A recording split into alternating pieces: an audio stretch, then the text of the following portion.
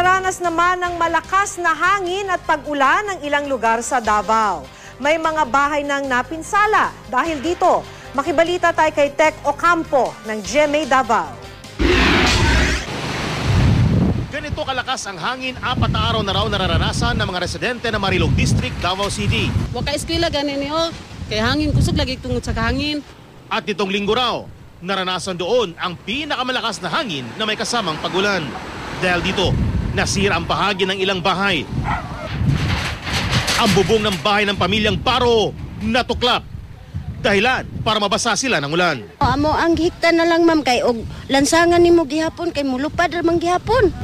Ayon sa Pag-asa Region 11, epekto ng Bagyong Lawin ang malakas na hanging nararanasan sa Davao.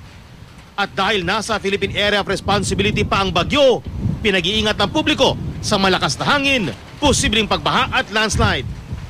Nakapag-abot na ng tulong ang lokal na pamahalaan sa mga pamilyang nasiraan ng bahay dahil sa malakas na hangin at ulan. Tech Ocampo, Nagbabalita, Pilipinas.